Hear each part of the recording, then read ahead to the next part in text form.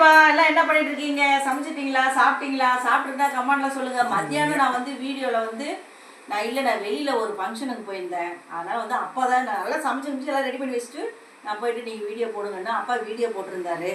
இன்றைக்கி night tiffin என்ன நீங்கள் செஞ்சுருக்கீங்கன்ற கமெண்ட்ல சொல்லுங்கள். இன்றைக்கி நைட் டிஃபன் அம்மா வீட்டில் என்னன்னு பார்க்கலாம் வாங்க. பாருங்கள், சூடாக ஆவி பறிக்க சாப்பாடு தயாராக இருக்குது. சாப்பாடு வந்து யாருக்கு? அப்பாவுக்கு தான். அப்பாவுக்கு வந்து சாப்பாடு தான் வேணும்னு கேட்பாரு. தட்டில் இன்னும் போடலாம், போட்டுக்கலாம். ரெண்டாவது மத்தியானம் வச்ச போட்டி குழம்பு இருக்குது பாருங்கள், அதையே வச்சுட்டேன். ரசம், மாம்பழம் வந்து 2 மாம்பழம் வந்து இதாக போச்சுன்னு சொன்னார் அப்பா.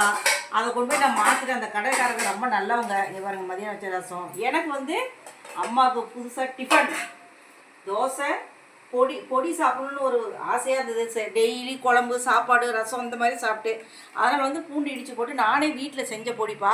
சிம்பிளாகவும் இருக்கும், சூப்பராகவும் இருக்கும். இந்த பொடி வந்து நாளைக்கு நான் மெனு சாப்பாட்டு மெனு சொல்லும்போது உங்களுக்கு நான் சொல்கிறேன், நீங்களும் இடித்து பார்த்துக்குங்க, நல்லாயிருக்கும்.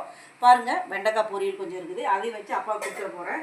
இன்றைக்கி அம்மா வீட்டில் இவ்வளோ தான் சாப்பாடு. உங்கள் வீட்டில் என்ன மெனு, என்ன டிஃபன் சாப்பிட்டீங்களா, சாப்பாடு சாப்பிட்றீங்களாங்கிறத கமெண்ட்டில் சொல்லுங்கள். இன்றைக்கி பிறந்த நாள் திருமணம் உள்ளவங்களுக்கு வாழ்த்து தெரிவிச்சுக்கிறேன். பாய்.